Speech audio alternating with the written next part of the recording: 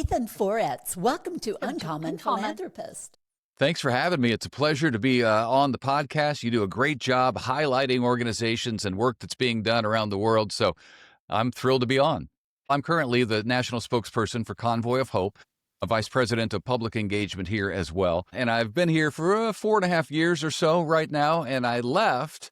My wife and I actually both left together a 25-year career in local television news. So we wanted to do something. We just felt a calling to do something that we felt on a daily basis was a little more an active part of the solution. Sometimes in media, we felt like we could be part of the problem or perceived at least as part of the problem. And we thought, well, what could we do? And we both felt that calling at about the same time. And we knew Convoy of Hope as a great organization locally. We were working presently in the Springfield market and had been for about 15 years. So we knew a lot of the people who worked at Convoy of Hope. We knew it was a growing organization, doing great work around the world, feeding hundreds of thousands of kids every school day and responding to disasters, all the things that Convoy does. And my wife had actually, as a news reporter, years prior, had been on a trip with Convoy of Hope to cover them from a news angle about this local organization that was going to Tanzania, Africa to empower women. So she came back really impressed by the work that she got to see on the ground in Tanzania. So we knew the founder and his wife well. We knew a lot of people who worked here. And when the opportunity arose for us to be able to move over to Convoy of Hope, especially at that time, because prior to then, we had never really considered leaving television. We loved it. We still love the news. We still watch the news. We're still very involved. We do a podcast about the news now on the side. Yeah, so we still get to stay in it. But it was an opportunity for us to do something a little bit different and challenge us and allow us to be part of the solution on a daily basis. And Convoy has been an incredible place to do it. And the fact it was right in your backyard, how fortunate is that? Yeah. It was incredible. For it to be right here, we didn't have to relocate. They knew us. We knew them. So it was really a perfect fit. Well, you kind of teed up Convoy of Hope for the people who are not familiar with it. Give us a high-level overview of the ministry. Yeah, you bet. We are an international faith-based organization, been around for 31 years now, founded in 1994 by Hal Donaldson, a founder who is still the president of the organization. And we do a lot of things. We do 3 things to try to end generational poverty around the world.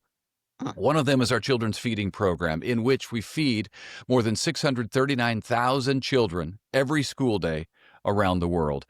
We do that. We tie those meals to schools so the parents have incentive to get the kids to school. We know, sadly, that for many of the kids, it's going to be their only meal of the day. So we have experts, dietitians on staff that make sure it has chocked full of all the vitamins and nutrients that they're going to need so their brain can function properly, so that they can get a good education and begin to work themselves out of generational poverty. Another way that we work to end generational poverty is through our Women's Empowerment Program, and that's a great program. I love it so much. We go into places around the world. We do a study to find out what kind of business is needed in that community. We then teach a woman in the program those job skills. We then give her equipment she needs to start that business, whether it's a sewing machine, restaurant equipment, whatever it is. And then we come alongside her for the next year or so, make sure she can manage the business. And then we take our hands off and she takes off. And she's able to then pull her family out of generational poverty. The kids grow up in the business knowing how to operate. We really see a lot of great success through that. And then the third way that we attack generational poverty is through our agriculture program. Because we've learned that when people can feed themselves, they don't need our food. So we go in, we have experts here at our campus in Springfield, Missouri. We have about 30 acres of farmland now. We're turning it into 80 this year.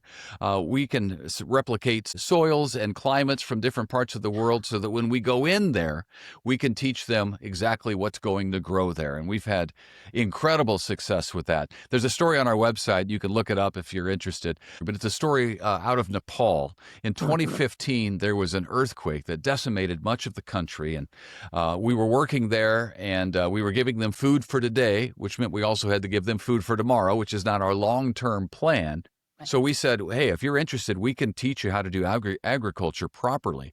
And they said, we're all in. So we taught them. And there's a Nepalese man in the story who says, 1 year ago, farming on my own, I was making 1,500 rupees, 1 year later, after learning how to farm properly by Convoy of Hope, I'm now making 60,000 rupees.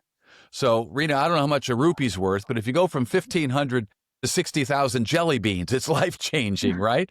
So Yes. that Amazing. family is now out of poverty. That village has now become the model for all of Nepal on how to farm. And it was great when we opened this new headquarters in 2023 that I'm sitting in now. Our contact from that story in Nepal was here, and I said, "Hey, you're the guy from my favorite story from Nepal." And he said, "Yes." And I was just there 2 weeks ago.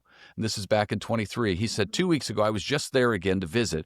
They are now making 10,000 US dollars a day just on tomato exports out of that village in Nepal. So they're doing really, really well in Nepal. People are moving back there. Families are out of poverty. And it's one of the great success stories that we have. And the best part of it is, Rena, is that we get to take our knowledge and expertise elsewhere. We're no longer needed in that village. It's operating on its own. We've taken our knowledge and expertise elsewhere to teach other people how to do it. So that's those are 3 ways that we work to end generational poverty. We have community type events all throughout this country where what we do, we're blessed with supply at Convoy of Hope. So we bring in the bags of groceries and shoes and socks for kids and hygiene items. And we bring in all of the organizations in that community, whether it's a big city or a small town, all of the agencies in town that are doing good work to help people. And what we're doing is really creating a one-stop shop. We bring the attraction, the goods to give out, and then we get them in touch with these organizations that could really help them longer term after Convoy of Hope leaves and comes back to Springfield. So it's a one-day event, but what we're doing there is building relationships between the community who needs the help and the organizations there that can provide the help. And then the other thing that we do that we are most known for, I think we get most of our television coverage, news coverage, is disaster response. Last year, we responded to 99 disasters in this country and around the world. And when you consider 52 weeks in a year, you get an idea of just how busy our disaster response teams are. But they do incredible work. And we're praying that a hurricane doesn't hit. We've been fortunate so far this hurricane season to not have one hit the mainland. And we're praying that continues. Yeah. Just talk us through what happens when you land at a disaster scene.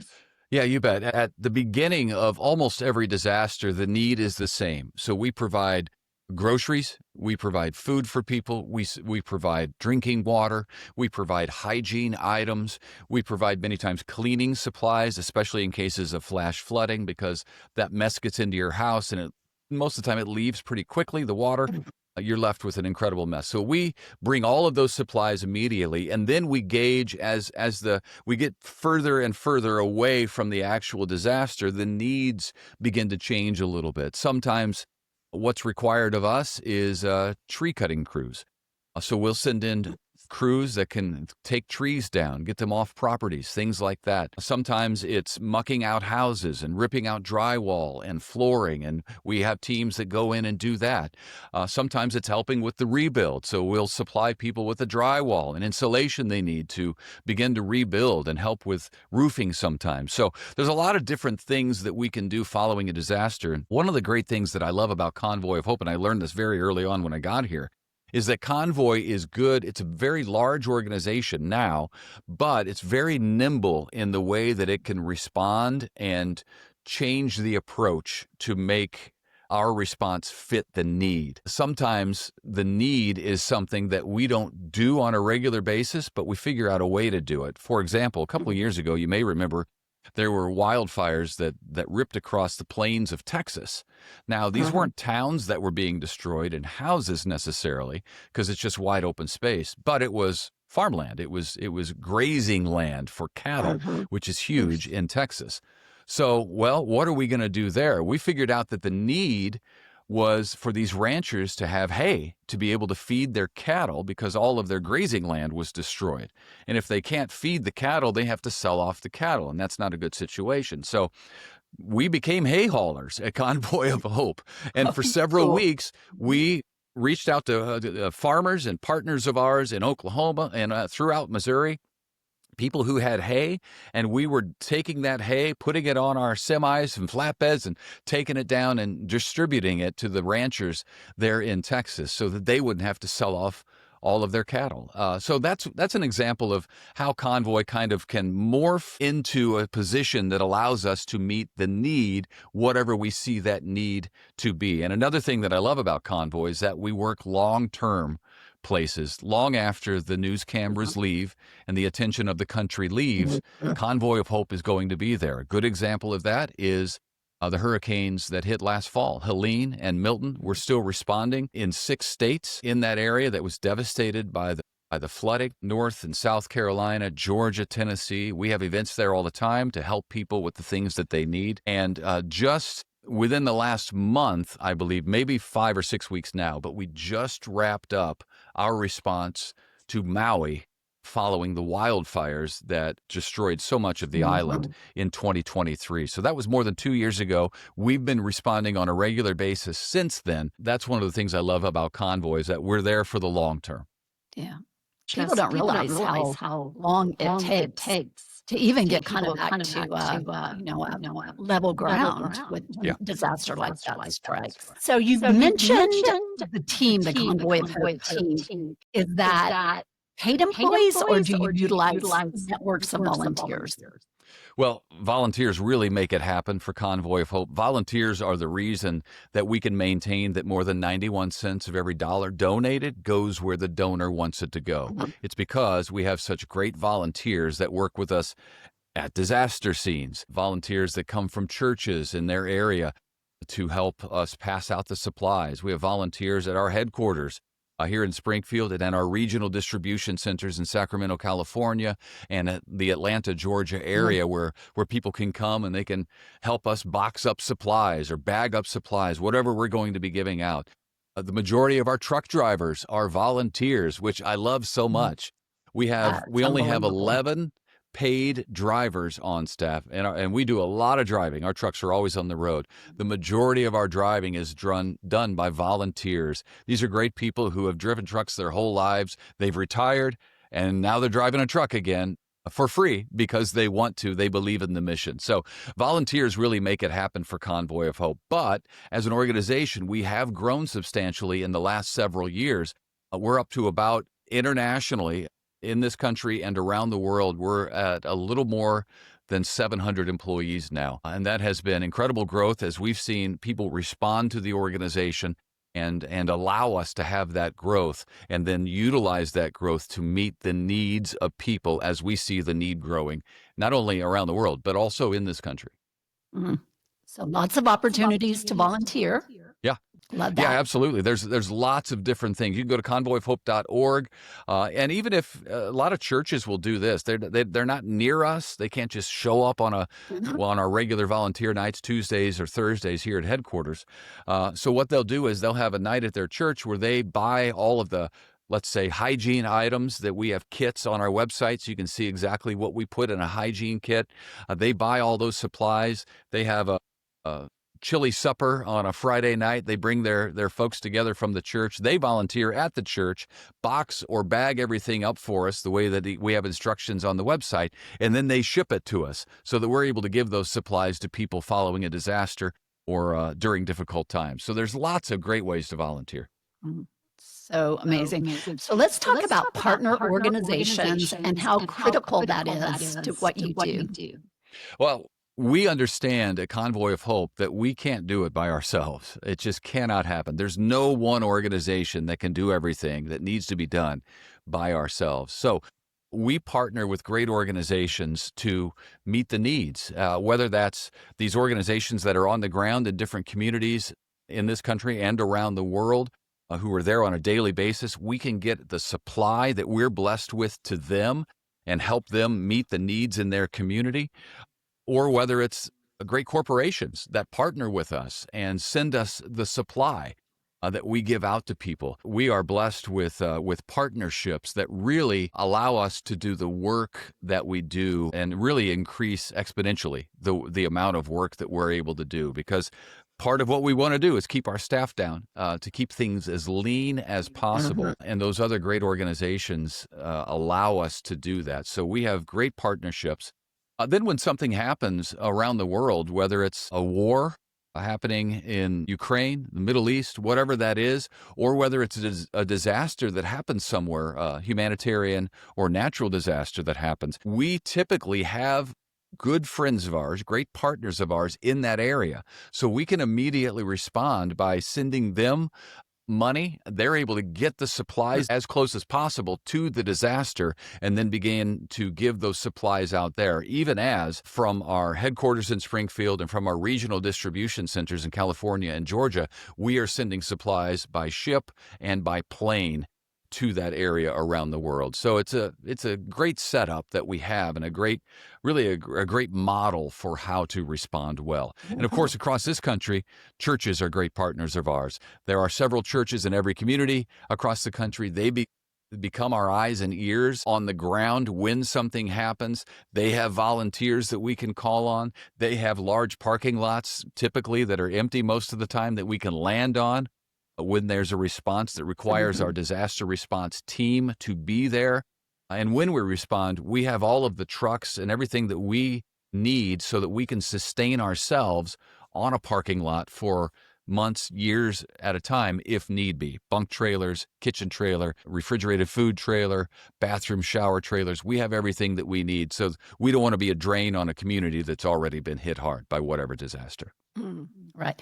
And I know those partners, especially internationally, they are critical in helping define what the response is. Correct? Exactly. That's another great example of them being eyes and ears on the ground. They know what the need is because they're right there. They know how their people are going to react to whatever this disaster is, and they know the best ways and methods and products, frankly, to meet the needs of people who are impacted. So we rely a lot on these great partnerships to inform us and to help us as we deliver supplies. Right. And a lot of people in the U.S. that are generous philanthropists or engaging in philanthropy for the first time, it's not only sharing the wealth, but it's sharing American innovation, and there's so much that we can contribute. We have very bright people all across this country, and all countries do, but what sometimes we excel at doing certain things. Agriculture is a great example of that. We have great agriculture across the United States. We've made great advancements in the science and figured out the pH and all of the things that goes. We have Dr. Dirt on staff, we call him. His name is Dr. Jason Struble. His nickname is Dr. Dirt. He's so passionate about soil. I've never seen anything like it. That's so fun.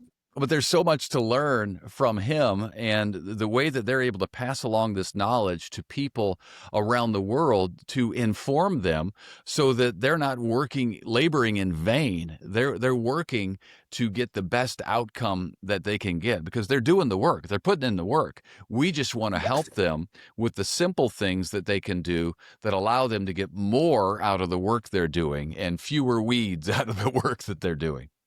That must be such a sight to see those trucks roll in. They're so beautiful and it's hope on wheels. It's got to be. That's exactly right. What they are, it's a symbol of hope. Help is on the way when you see those trucks. And I've had the pleasure now of being part of a literal convoy of hope driving into a disaster zone several times now. And it's incredible. Many times, especially hurricane related, all of the cars are headed this way, and Convoy of Hope is headed this way, opposite of all the headlights.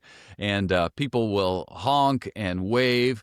We'll stop at a truck stop to refuel, and people will just give our drivers cash and say, here's a $100 bill. Go do something with this. I know you're going to help.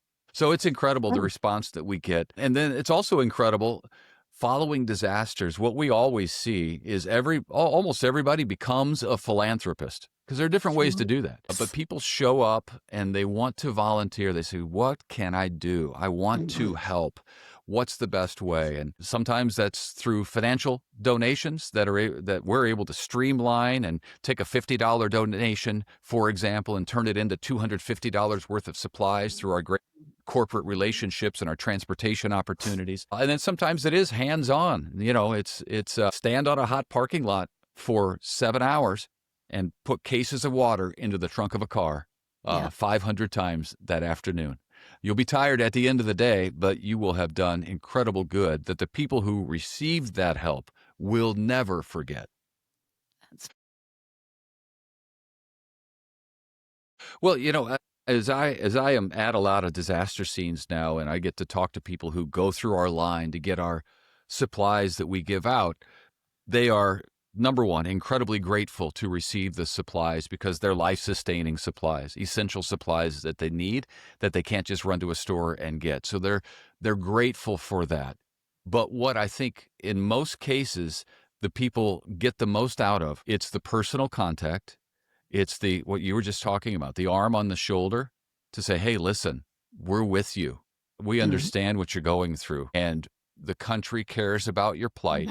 We want to do as much as we can to ease your suffering during this time. But just the fact that people know that they're not alone during those situations, that's what people take the most out of our interactions with them. A prayer, if they'd like a prayer, our team will be happy to pray for them, with them. So those are the great personal contact stories, are the stories that really make a difference in people's lives. They are the things that people remember from the disaster.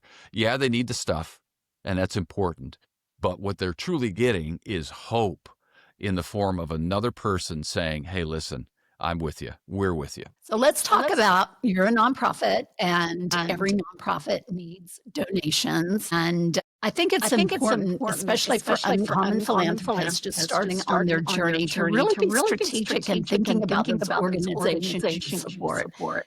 For Convoy of Hope, one of the things that gets people's attention is disasters. When something happens, it's in the news. Everybody wants to do something. What can I do? And that is when we find that a lot of people are very generous in what they're able to give because they want to do something immediately to help the need that they see on their phones, on the TV, and in the news. And we appreciate that, and we need that, and we're grateful for that. But one of the things, the unsung heroes of the organization, you could call them, are the people who give the monthly gift, because that allows our organization, or really any organization that you would like to partner with, it allows them to make plans, to plan things, to see, to kind of get an understanding of what's coming in this year, barring any kind of disaster or anything outside the ordinary.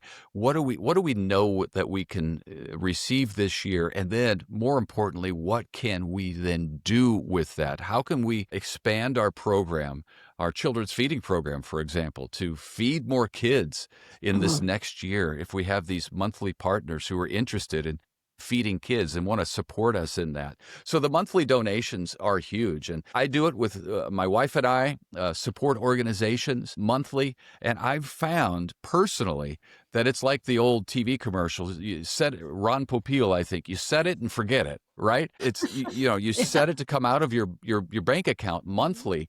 And as it does, you don't even notice it. You don't notice it's gone. My wife and I, in most cases, don't know that we're missing that amount of money monthly. But then the end of the year, the statement comes around and you get to look at it together and say, look at that. Look at what we were able to do. Look at the difference that we were able to make in people's lives that we'll never meet on this earth. And it's a good feeling. It's a great example for our kids to be able to see that, because we want to grow generous people, because the world of the generous increases. The world of the stingy shrinks. So we want to teach them that basic truth so that they grow up being generous with what they have. And it doesn't matter that they have a little and we have comparatively a lot, because it matters what you do with a little, because what you do with a little will tell you what you'll do with a lot. I think a lot of people have this idea like, well, if I won the lottery, I'd give a lot away. Well, you're not going to win the lottery. That's not going to happen. But you do have an income. Most people can work out a portion of that to be able to give to an organization that you believe in. You trust what they're doing. You believe in the mission. And what it will do for you, you may find, is more than what you think the organization gets out of your little donation or whatever you consider to be little. So it is really important. And all that to say, monthly donations are huge for organizations like Convoy of Hope because it allows us to budget. Right. We don't budget for disasters. We respond to disasters. And that's a step of faith that we as an organization take, trusting that whenever we step out and we start responding before anything has come in, that we believe that the people are going to get behind us and send in the donations to allow us to meet the needs of the people. But the first thing we do is not think about money when there's a disaster. We respond immediately. And that new distribution center that's just recently opened in Atlanta, that's going to be critical in helping you respond even faster, correct? That is absolutely right. We just opened it a month or so ago in Cartersville, Georgia, which is just maybe an hour north. You would know better than me. An hour north of Atlanta or so. A couple hours with traffic. I got stuck in traffic one time there, and it took me about 2 hours to get there from the Atlanta airport. From the airport. But it's a busy place. It is an incredible facility. And just back to what we were just talking about, people who have donated in the past have helped to allow us to be able to do what we're doing in Georgia, to be able to be better ready to meet needs all across the Southeast, in parts of Appalachia, which even before a disaster needed help. They need the help of their neighbors across this country. And we're blessed to be able to do it. And then during times of disaster, it will speed up our response time, really cut it in about half, as opposed to coming from our World Distribution Center and global headquarters here in Springfield, Missouri. So it's a great location for us. We're thrilled to be there, and it is already being utilized. We just are hoping that it's not going to have to be utilized a lot with a hurricane. Yes, for sure.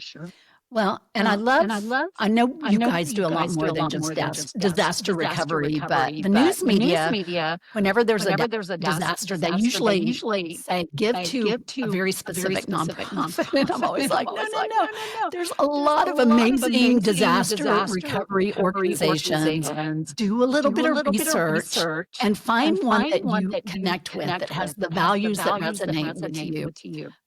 But I love what you guys are doing, not only here in the U.S., but around the world. The feeding of the children, especially. I've been to Africa a number of times, and I've seen starving kids, and it changes you forever.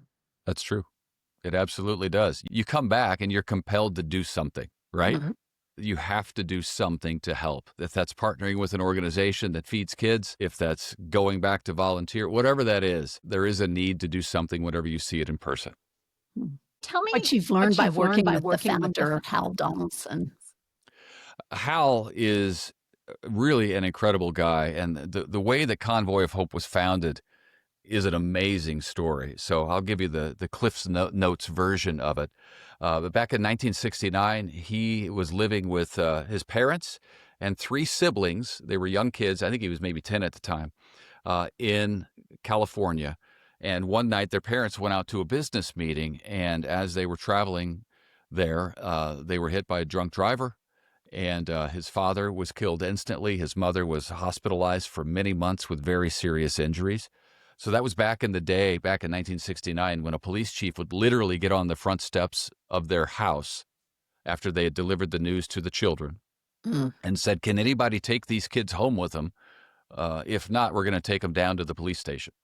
And there was a couple in the town, went to church with them, that said, we'll take them. Bill and Levada Davis are their names. And Hal and his 3 siblings lived with the Davises in a single-wide mobile home, sometimes 10 people living in there at a time for many, many months. And then his mom struggled physically for the rest of her life, really, following her injuries. That was back in the day when his parents didn't have any insurance. They were not making much money, pastor of a small church at the time, his father was, and the drunk driver did not have any insurance. So it was a single mother trying to raise 4 kids, having not worked before. And that was a time that Hal said he got to understand the kindness of strangers and the shame of poverty, kind of all at the same time, because he would have shoes or holes in his shoes that he went to school. That was the shame of poverty, he would call it. And then he would have people take him shoe shopping. Just people from the community, the neighborhood, the church would leave groceries on their doorstep to bless them. So he got to see both of those. He decided that he didn't want to live in poverty. Having experienced it, he didn't want to live in poverty when he grew up. So he got a good education and he became a journalist. He thought that he could fight injustice that happened in his life by being a proponent of justice. So he was a journalist. He ended up writing some books. He was writing a book about some missionaries in India. And as part of that, he traveled over there to interview with them. And during his trip there, they set up an interview with him with Mother Teresa, of all people. No way. So now this Hal Donaldson, this young journalist, was sitting across from Mother Teresa when she turned the interview tables on him and she said, "Young man, I want to ask you a question. What are you doing personally to help the poor and the suffering?" And he decided very quickly that it was probably not a good idea to lie to Mother Teresa. So with shame, he said he had to tell her the truth. And he said, "Well, I'm not doing much of anything." And she said some very kind words that would change his life and lead to Convoy of Hope as it is today. She said, "Everyone can do something. Just do the next kind thing that God puts in front of you." So Wow. he got that straight from Mother Teresa. So he flew back, and those words were in his mind and haunting him, he said. So he got back and he said, I got to do something. What can I do? So he emptied his bank account out of about $300, and he went and bought groceries, and he handed out $300 worth of groceries to a handful of migrant farmers in his area. And that really is the first act of what would become Convoy of Hope. And it became, he established it.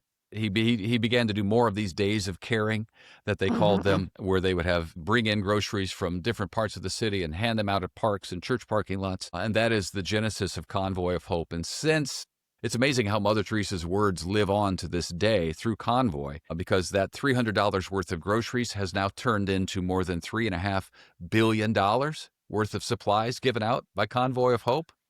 And the handful of migrant farmers has become more than 350 million people served by this organization. So it's a pretty incredible story. Anytime I think you can get Mother Teresa involved in a story, it's pretty powerful. But to think that her words live on through everything that happens here is amazing. Well, I've enjoyed our time together so much. So my tagline at Uncommon Philanthropist is simple. It's let go. So I love to close these conversations with my guests. If you can give us a rousing let go, and then just unpack that a little bit about what that means to your work at Convoy of Hope. I would say let go, because what you're holding on to can be multiplied so many more times than you could even imagine once you let it go. That's true in Hal's situation. He had to let go of that. The first act was letting go of $300 and letting go of those bags of groceries. He did that, and this is the result. More than 350 million people served with more than $3.5 billion worth of supplies. But it all starts, I think you're right, with letting go. Letting go of your fear, your concern, whatever it is, and just doing something. Because Hal always says, doing something is always better than doing nothing. Amen, brother. So how can people get in touch with you and your amazing organization? You bet. Convoyofhope.org is our website. You can go there. You can check out everything that we do, all of the aspects of what I filibustered about at the beginning of this conversation. You can find out more about whichever one fits something that you have a deep concern about. And then, honestly, social media is a great free way to advocate for the organization. I would encourage you to like and follow Convoy of Hope on social media. Most of your podcast viewers and listeners are on social media. That's the norm these days. Convoy of Hope is there as well. So you can find out what we're responding to, how we're working, some quotes of inspiration from Hal and from Mother Teresa from time to time. But it's an easy way to advocate. It's just a few clicks away. And who knows what we may post that may really strike a chord with you. And you'd say, wow, I didn't know they did that too. But now you know. Awesome. And in terms of call for volunteers, is that on the website as well? There is a volunteer section. Yeah, you can sign up there. Tell us you're interested in being a volunteer, and we can tell you if and when there's something near you that would fit the bill. Ethan, well, keep up the great work, and I've appreciated your time and learning more about Convoy of Hope. What a tremendous organization, and glad your wife's okay too. Yes, I am as well, and she really is. Thank you for the time. It's been a pleasure to be with you.